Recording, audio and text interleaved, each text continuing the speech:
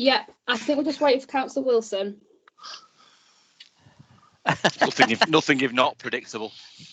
That's not always Timing it. Timing is perfect. Yes, he's known as the late Councillor Wilson, actually. He always sometimes. He was waiting for his cue. Yeah, Right, ears are burning, obviously. you were. Right. Welcome everyone to this Executive Cabinet meeting of Chorley Council. Obviously, I'm Alistair Bradley. I chair this meeting. Obviously, it will be recorded and the video stream will be uploaded after the meeting. Obviously, I think everybody now knows about muting themselves when they're not speaking, also about raising your hand function. And as usual, if there's any problems, we will adjourn the meeting if sufficient numbers of people drop off. If not, please message Nina or IT to let them know you've got problems and we'll try and get you back on the call as soon as possible. First things first, can I just check that each of the cabinet members can hear me and speak, so I'll call out the names in order. Councillor Peter Wilson. I can hear you and I have the power of speech. Excellent. Councillor Beverly Murray. 1 out of 2 is acceptable, Bev. Yes, and yes, and yes. Okay. Councillor Graham Dunn. Yes. Alistair Morwood. Yes. And Councillor Adrian Lowe. Good evening, Chair. Very formal. Thank you, Adrian. Okay, that's good. First item is apologies for absence. We haven't any apologies from the Cabinet there. Has any other apologies come in, Nina? No, I've received no other apologies, Chair. Can I just offer Margaret's apologies? She's at the COVID centre, Alistair. Is she? She's busy jabbing people in the dark, is she? She's watching them, actually, observing, I think, this afternoon. It's a hobby. It's a hobby. Right. And I believe it's all going very well up there again from the latest news I've seen from up at Clayton. So all it is, good. yes. Excellent. Excellent. Right. The first item is the minutes of the meeting held on Thursday, the 21st of January. Any comments, questions, corrections, points to raise? Anybody?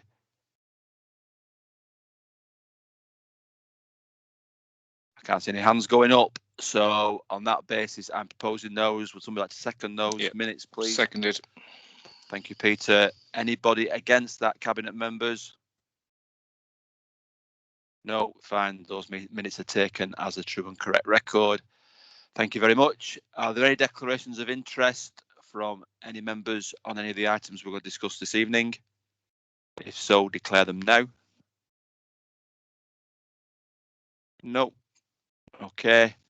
Public questions, Nina? I take it there are no public questions. Yeah, we've not received any, Chair. Thank you.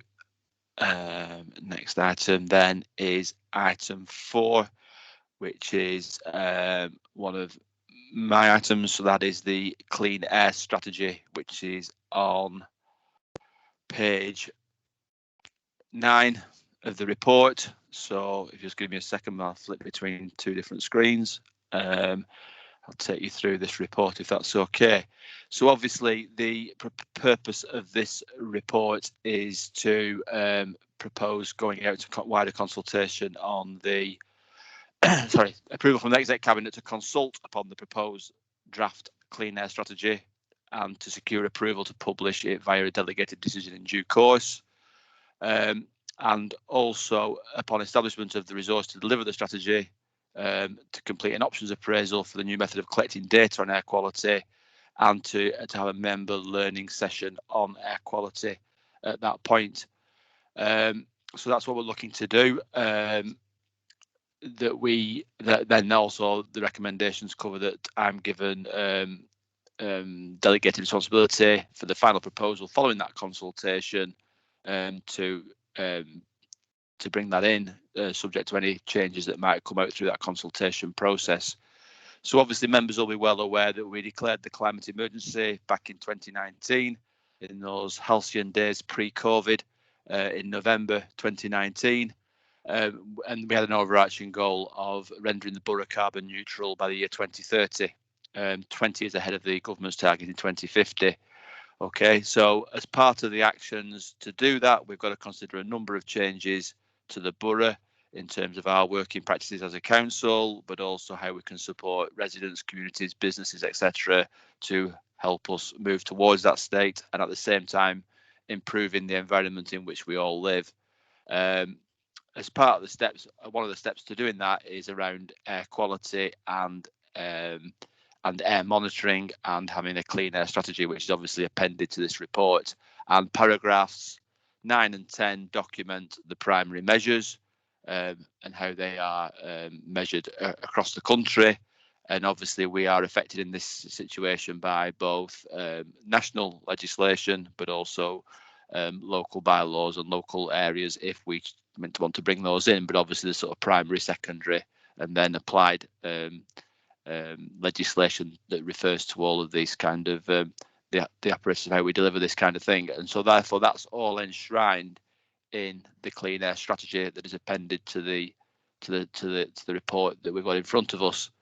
Obviously, that strategy sets out, as it details within paragraphs 17, 18, 19, etc., about how we currently monitor air quality in the borough, and the fact that we want to do more of it, and how we propose to look to do that is again detailed within the strategy, and also the equipment, the training that's required to do it, the staff that will be required to do it, and also that we have to interact with the wider Lancashire county monitoring that is undertaken by County Council and others, and we're looking to work with others, whether that's district councils, county councils, or other agencies, to link our air quality strategy and our air quality plan and monitoring into what is happening wider.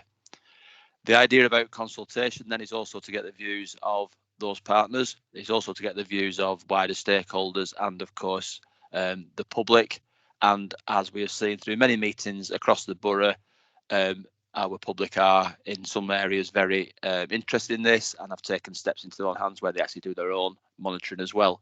So there's a lot of different sources of information. There's lots of evolving information and evolving legislation that we're seeing coming in at the moment and we'll see coming over the coming months.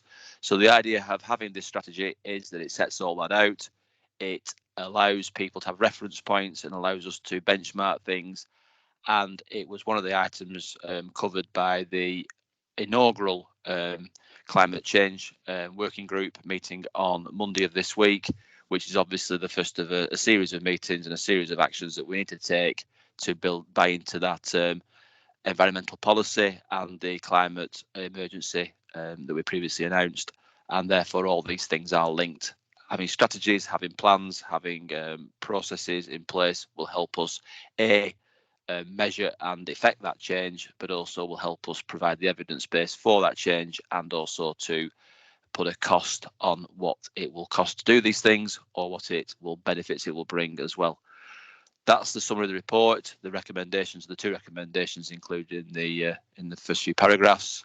I'm happy to take further questions. I know Jennifer is on the call, Jennifer, who's our new shared director of all these things and has more expertise than I do. And as I could have predicted before I started speaking, the first hand I see raised is Councillor Holgate. So happy for Steve to come in at that point. Thank you, Chairman. And you'll also be pleased to know and predict that I'm delighted that this policy is going forward. And I'm really pleased that not only are we proposing to consult with other stakeholders in terms of institutions and businesses and other local authorities, but also it's so important to ensure that the public out there know what we're doing and why we're doing it, because it is a radical move to try and tackle climate change and clean air quality, something we've not been at the heart of. We've done the basics and that's fair enough, but because we're going farther, we need to explain to people why we're going farther and take them with us. And I think that that agreement that we had at the first inaugural meeting, that's a double. Anyway, the inaugural meeting of the steering group was very positive, and it was recognised that if we're going to develop these strategies and action plans, then everybody needs to know why and be able to feel that they are a part of it. So very welcoming. Thank you, Chairman. Okay, thank you, Steve. Any other questions, comments on this strategy that anybody would like to raise? Councillor Mark Clifford. Thank you, Chair. I'd just like to second Councillor Holgate's comments there, but also following on from Councillor Holgate there, it will have maximum comms, this, won't it, this consultation? I think it's such an important topic. We really do need to get this out and about in the public domain.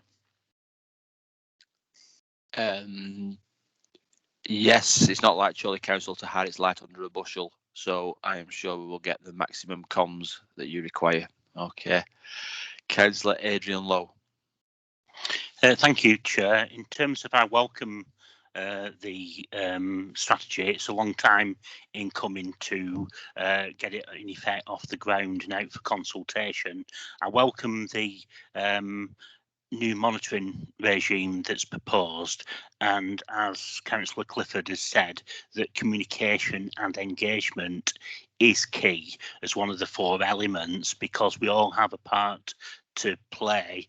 On page 29 of the report, it highlights the existing 21 sites that we currently monitor, and it raises the possibility of the potential doubling of these sites. That is key to extract and gather the information, particularly I would expect around residential areas and heavily used routes such as motorway junctions, major road junctions, in any areas that have got the threat of potential major new development, which is key if we're going to be serious about taking and acting upon the findings of the strategy.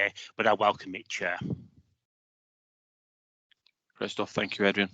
Okay. Any other questions or comments on this report? On that basis, I've made the recommendations. Is somebody okay to second those, please? Second. Okay. And all those, well, I won't say all those in favour. Anybody against the proposals going through? Cabinet members only. Please indicate now. Okay, on that basis, those recommendations are put forward, and we will proceed on that basis to go out to the wider consultation. So thank you for that. Okay, item 5 is the revenue and capital budget monitoring report. Councillor Wilson, this is yourself. Thanks, Alistair. As you members will note on the front of the report, obviously it's just for noting. There are no actual recommendations which need cabinet approval. And given that obviously we went through the budget in some detail on Tuesday, I don't intend to speak at length to this, but just to sort of point to the few highlights. First of all, in the Q3, the underspend was £13,000, which is not significant, but better than overspend, and that's detailed in table 1 on page 47. You can see there where the underspends and overspends come in and how we reached that figure of £13,000. In terms of the general performance, again, we did go over this on Tuesday night, but Market Walk continues to perform strongly, although the income is slightly down on what we predicted, but it's still going to bring in the council revenue of £863,000, which is again a significant income into this council. That's what was forecast for 2020-21. Obviously the actual was more than that, so sorry, I got that completely wrong because it's actually 1.2 million, isn't it? But that still, again, is, although it's down, it's still strong performance. Likewise, just the Digital Office Park at the moment, when that's been set back, but again, we expect that to come back as the economy improves and picks up. Primrose Gardens is full, or 97% full, so that's again going very well for the council. We referred on Tuesday to council tax. We have obviously increased council tax, but you can see there the actual performance in terms of collections is pretty good given the circumstances of what's been going on. The loss of revenue there is not too significant. And then again, the report lists the major sources of funding in terms of the grants that the government have given us to deal with COVID, and then re-emphasises the position on balances, which remain at £4 million. And again, without going into it, Chair, obviously it details the major capital schemes, which again we discussed at some length on Tuesday night. So I will pause there. Okay, thank you, Peter. Have we any questions on that revenue and capital monitoring report from anyone? As you said, we had discussed it at quite some length on Tuesday, so people are probably overwhelmed with numbers this week. Okay, there's no questions. We're asked to note the report, so I'm proposing that we note it. Pretty happy with that? Yep. Move on. Item 6 is the Q3 performance report. Peter again, please. Yep. So as you said, Chair, this is Q3. So this is from October to December 2020. And overall, the good news is that performance has been very good in terms of meeting our key projects, which 85% of them are rated as green, with 15% as amber. And then in terms of the delivery measures, that is also good, as are the corporate strategy measures. So overall, that's the message is that obviously with 85% of our key projects being delivered, things have been going well, particularly given the year that we've had. Just to go through, Chair, the couple of areas where we've missed out on the targets. Firstly, on page 80, we look at Tatton there is rated as amber, but we know the reason for that is the simple fact that obviously the stopping up order for the changes to the road have been called in, so we wait for that inquiry. Subject to that hopefully being favourable for us, that project will therefore be back on track and obviously rated as green. In terms of performance, the number of long-term empty properties in the borough has slightly missed the target there. You can see the target is slightly higher at 160 than the target of 150. And that explains in the report that there have been a couple of properties that have come up recently, some with a number of flats in them, obviously, and they're empty. So obviously that has skewed the figures quite, but obviously that will come back on track once those are occupied. And we continue to do good work at obviously bringing in the number of empty properties down. The number of affordable homes, Chair, is another area where we've missed the target. That's probably slightly more worrying given the scale of the differential between performance and target, but there are a number of actions that the council are taking, and we did discuss on Tuesday, of course, the £1.5 million that we've also invested in purchasing more affordable homes, as well as previously the work that we've done in terms of the preferred provider framework, which we think will make a difference in making sure that the houses are delivered. The other items, Chair, the overall employment rate, we can see there again that we're sort of 7.5% below the target. Given again what's gone on this year, that's probably quite understandable, although we are just slightly lower than the Northwest for performance, so perhaps that's something that we need to look at. But again, we do have actions in place. We have a number of actions. We mentioned Olca Lane, which obviously we're providing jobs. We mentioned the performance, hopefully, of Strawberry Fields, which we expect to bounce back. Again, there'll be more jobs there. And we also, of course, voted for another £200,000 for our business grant scheme to be extended and continue. So again, hopefully we'll create jobs through that as well.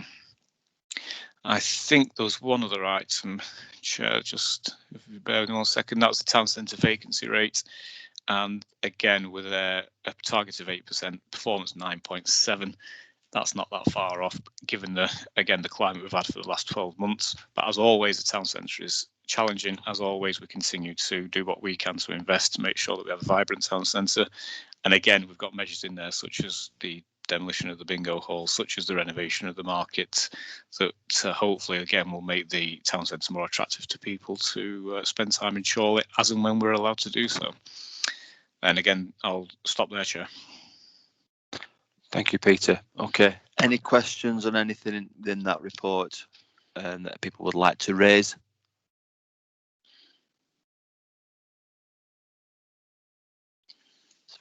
very, very quiet night tonight. There's not many hands that I can see going up.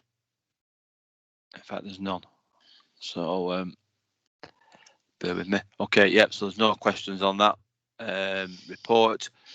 Is that for noting again? It is. Yeah, it's noting Yes. again. So so we'll note that if everybody's okay with that, and we will move on to the next item. Yeah. Okay. Fine. We'll note that and move on. All right. Thank you, Peter, for those two reports. The next, we now have to exclude the public and press. So can we just, I'll propose that. Can somebody just second that, please? Seconded. Okay. Thank you, Peter. Anybody against that? Right. Okay. So just check, Nina, that there's nobody on who shouldn't be on.